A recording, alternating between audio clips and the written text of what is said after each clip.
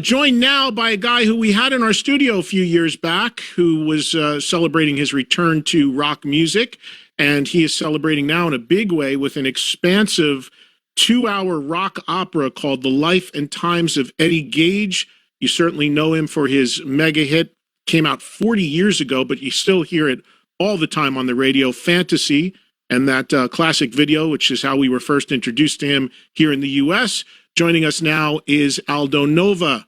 Aldo, welcome back to the show. How are you, man? Hey, Eddie. How you doing? It's been a long time. Has been a long time. You know, I was talking to a friend of mine just a little while ago, guitarist friend of mine named Brent Woods, and I told him you were coming on the show, and he immediately sent me an ad to a concert that he saw back around 40 years ago, UFO with special guest Aldo Nova, Long Beach Arena in California, May 21st. You remember it, Aldo? Oh, of course, yeah. Supporting my first album, I toured with like BOC, Cheap Trick, UFO. I mean, just about everybody. I got a lot of good exposure. That record was doing well, and I supported it. So, I remember that show very well. Are there any of those early tours and bands that you went out and played with? Are there any that really jump out at you, or any bands that you really connected with more than others when you were a support act back then? I really connected with BOC because we got together and wrote "Take Me Away," and Cheap Trick was one of the bands I remember the most. We got along like a house on fire. Those guys are nuts, and we just got along like everything was great. It was crazy. So yeah, and of course, Cheap Trick and BOC, two bands that are still going and still making really good new music. They both have put out recently real good records, and I just saw Cheap Trick play the other day. And with BOC, yeah, "Take Me Away" was a song you wrote with them, which it's a great song from Blue Oyster Cult. I want to talk about your new record, but tell me about writing that. How did that come about? Did it just come from the fact that you guys connected touring? "Take Me Away" was a song that I had written for my first album. It was called Psycho Ward. It was about a psychopathic serial killer. And then I didn't put it on my album. And then we shared manager, Sandy Perlman. And then Sandy played the song for Eric. And then Eric got this genius idea to make it about extraterrestrials, and because we both share a passion for that. And so he wrote "Take Me Away," and it just turned out really good. And then I played on the record. I played guitars and keyboards, and it really became a well-known song for them. And they still play it all the time, so. Yeah, it's a great song. Actually, I played it on my show that I play music on here on SiriusXm yesterday, as a matter of fact. So I mentioned Aldo that you were in studio with us a few years ago, putting out Aldo Nova 2.0, where you re-recorded some of your older songs, and that EP had come out. And I remember at that time you told me you were working on something that was a big undertaking, and now I can see what that is with this. Very expansive, basically rock opera, Life and Times of Eddie Gage. So in a nutshell, tell my audience about this record and the process of making it and when you first had this idea. Well, I first had this idea in 2008 when I decided to just basically get away from working from anybody else. And, I just stopped. It was just like stop writing with anybody else, stop producing anybody else's song. And I just said, I want to write a rock opera. And right away, the title, The Life and Times of Eddie Gage, came into my head. And I wrote 8 songs right away that year in 2008. And I didn't want to go back to the formula that I used a couple of years ago writing for other people, which was sitting in a room with other people trying to crank out a song a day. I wanted to write this record from pure inspiration. So I wrote 9 songs in 2008 that are still on the record. I wrote another one in some more songs in 2011, more in 2013. More in 2015, and a bunch of them in 2019, and the last one was in November 10th, 2021. So the record was written in a way that I didn't push it. When the inspiration came, I would write the song, and then I would produce it right away. And so it took years and years to get it done, to find the right songs to finish it.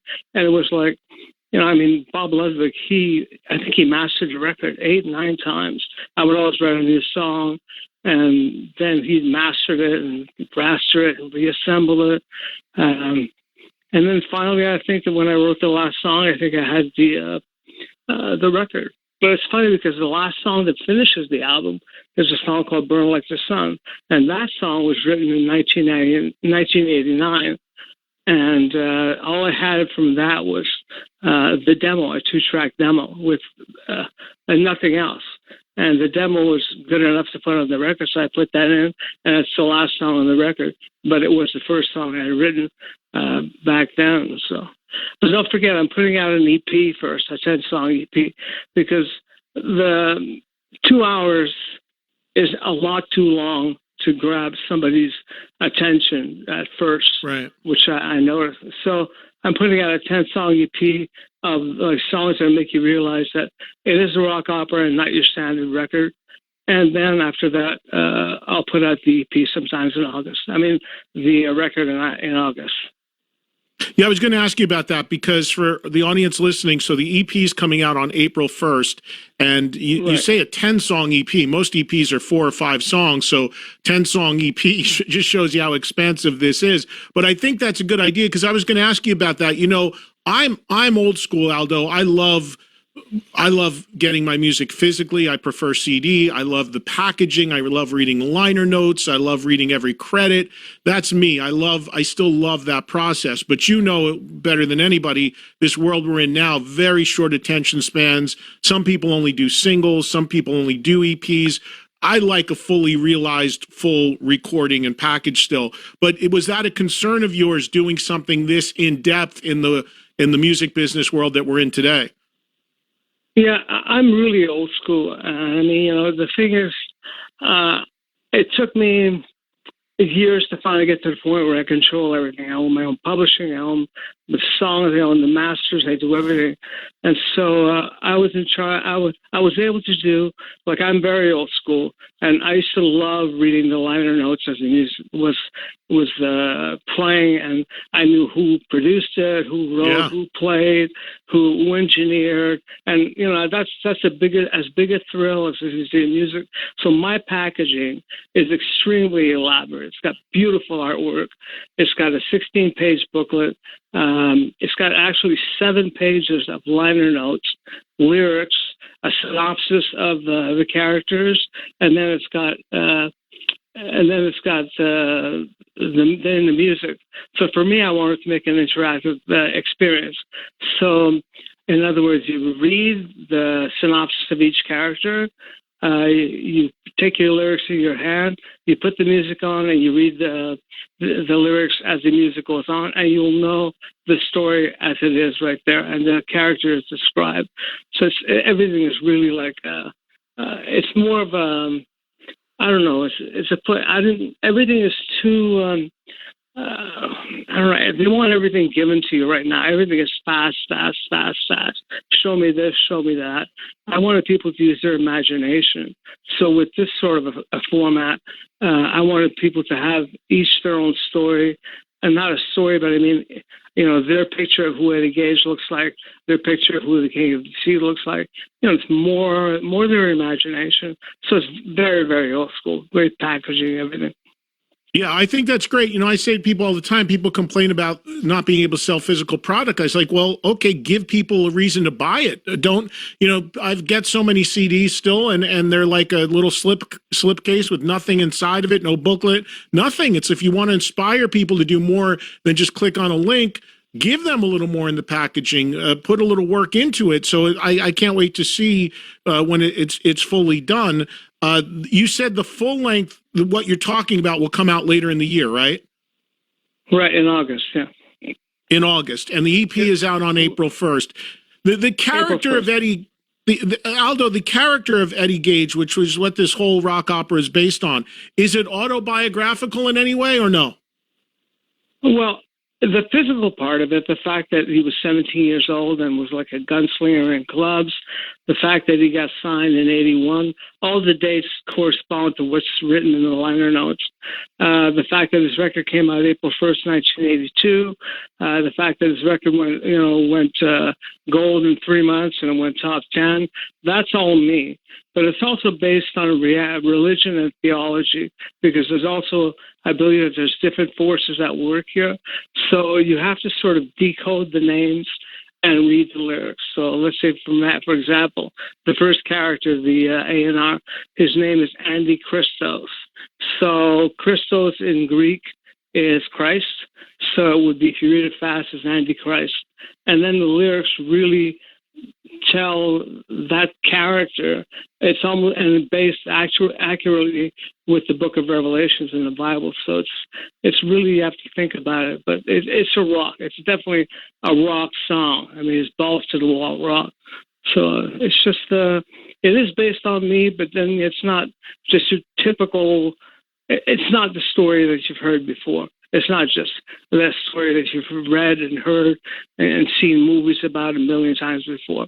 This is something that I've lived, and then there's also the metaphysical part of it, which is different. So.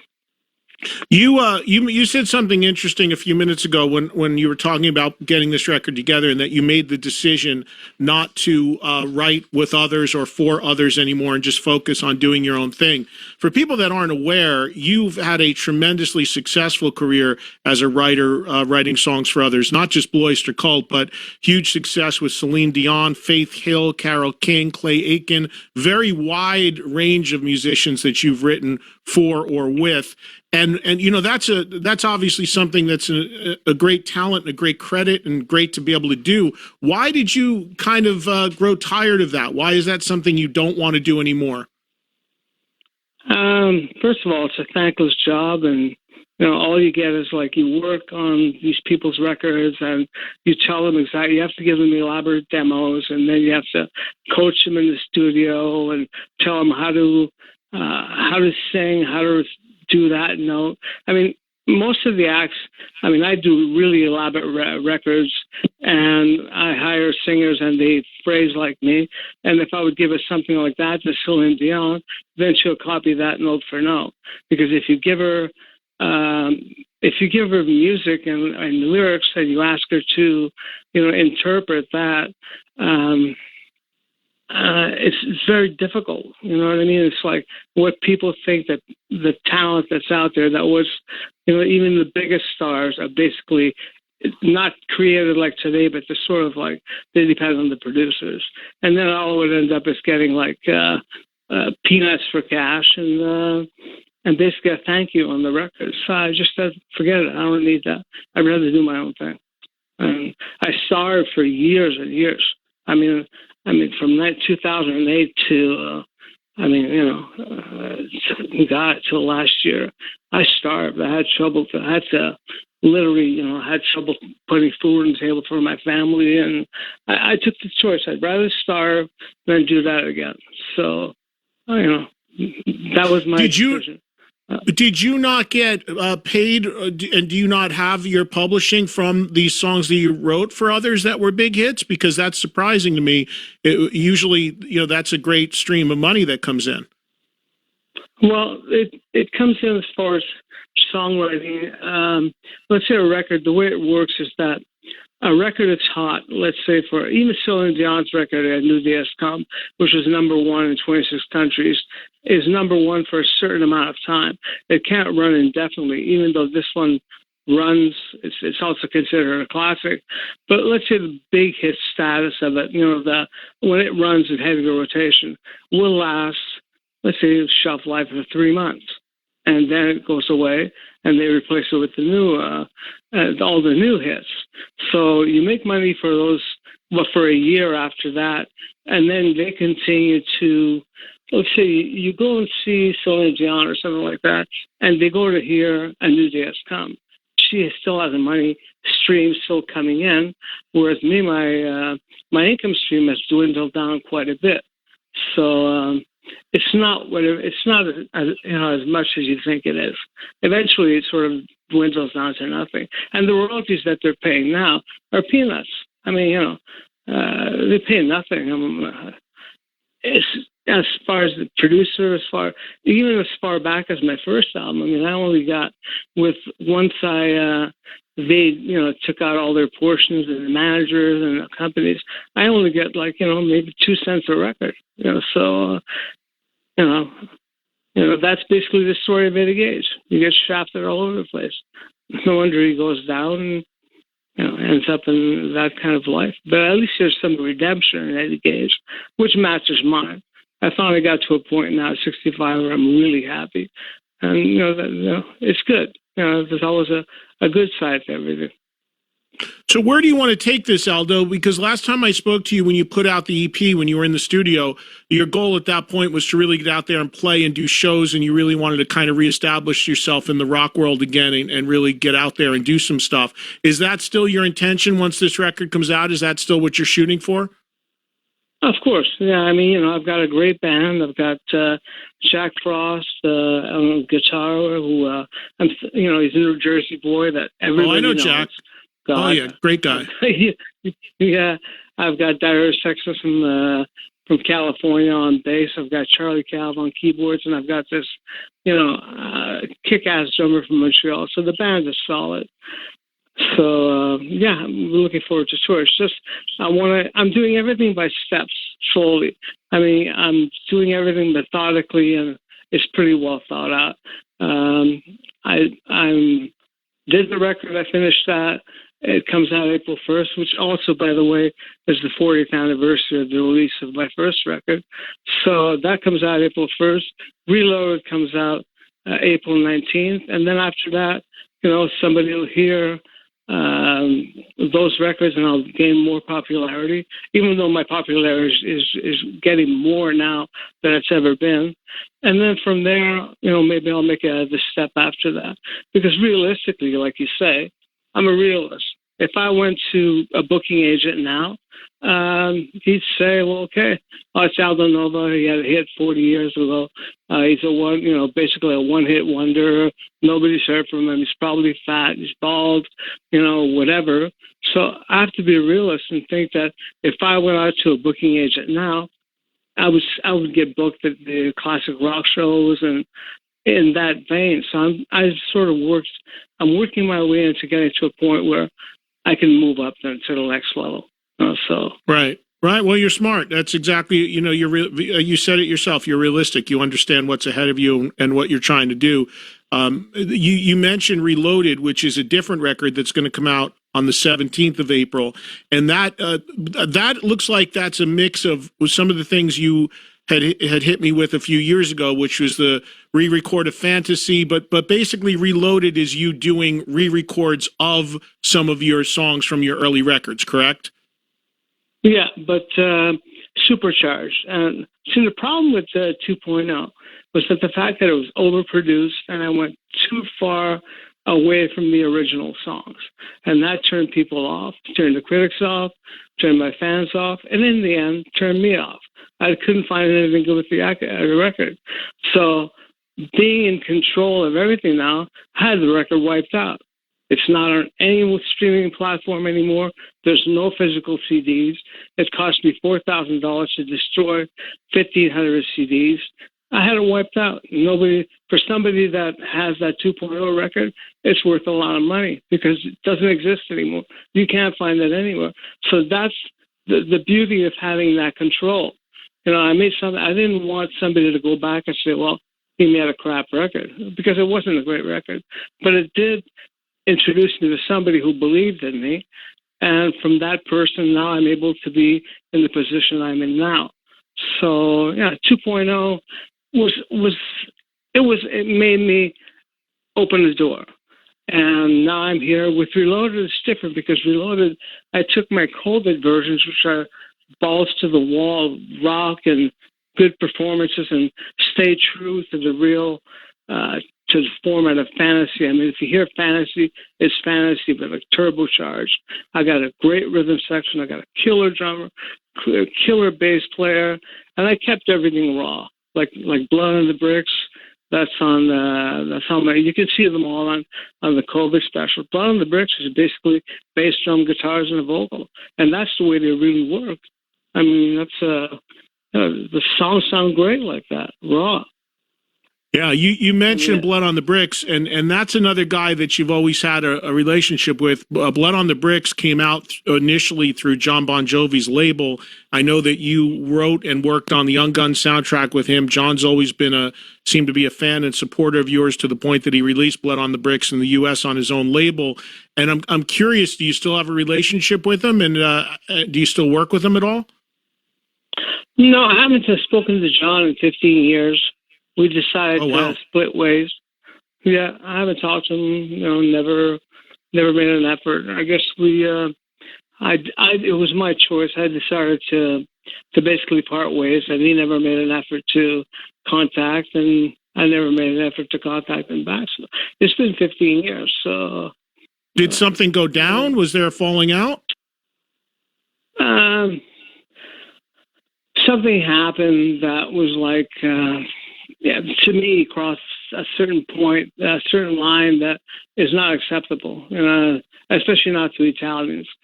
So, I mean, that was a point where I said, okay, well, that's it. It's like you don't do that, and then it was over. So, it was my choice, and my life was not affected to it in the least about it. Oh, sorry to hear that. A lot of people keep asking me about. I mean, I just did an interview with people, and they just always go over the John Bon Jovi thing, and I humor, and I just talk about it. I don't understand anything about it. This is probably the first time I've ever talked about it ever. That the relationship I haven't spoken to him in 15 years. So. But it was fun. Blood on the Bricks was fun. Young Guns 2 was a riot to do.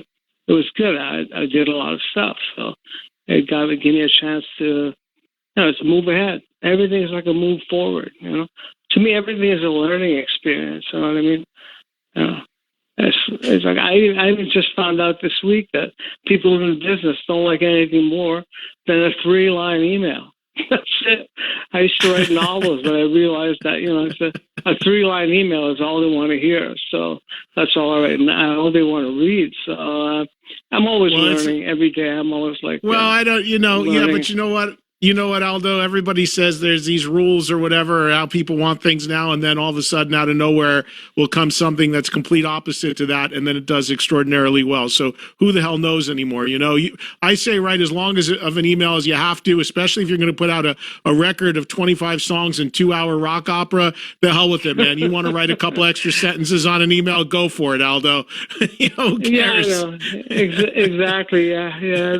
No, I just definitely did what I wanted to on this record because nobody told me that I couldn't. And the record really is different, and it kicks butt, and it's also, I don't know if you had a chance to see my King of the Seas video today, but it's really came out today. Theatrical, and I'm in costume, makeup, and I'm just basically doing a theatrical piece, which you think that a guy that studied theater is doing. So I did that. I paid for the videos. I did one for Free Your Mind where you could see the band live. I did one for Burn Like the Sun, and I did one which was like completely different. King of the Sea. So I work on my own rules.